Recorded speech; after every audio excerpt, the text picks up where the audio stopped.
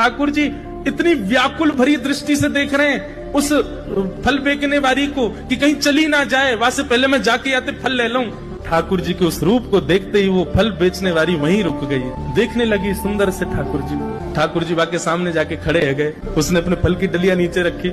ठाकुर जी फल देख रहे हैं कौन से लेने हैं। अब उंगली करके ठाकुर जी कह रहे हैं जेवारो दे दो, जेवारो दे दो, ये दे दो, ये दे दो। करते करते करते पूरी डलिया ही कह दी, बोले सबरी दे दो।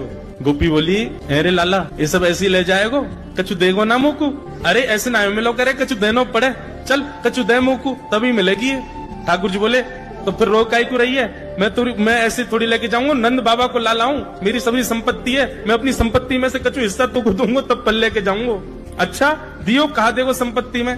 तो जितने गेहूं ठाकुर जी भर के लाए वहां में से केवल एक बचो ठाकुर जी के हाथ में, और ठाकुर जी मुट्ठी खोल के वो एक गेहूं ले में, और बड़े संकोच वश कि अब एक ही बचो कहा करूं, ले जी है उस एक गेहूं के दाने को अपने हाथ में लेकर के कोमल से ठाकुर जी की उस मुखाकृति को देख करके वो फल बेचने वाली की तो सुध बुद्धि चली गई। ठाकुर जी बोली अरे नजर लगावेगी मुझको, चल जल्दी फल दे दे।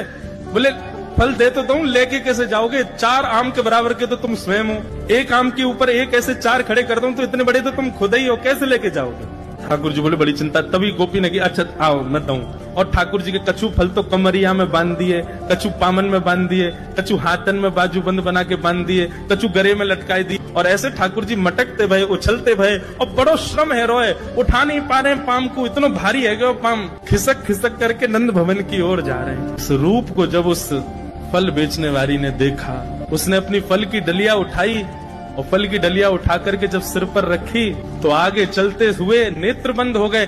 अब तो बस यही कहती जा रही है गोपाल ले लो, कृष्ण ले लो, माधव ले लो,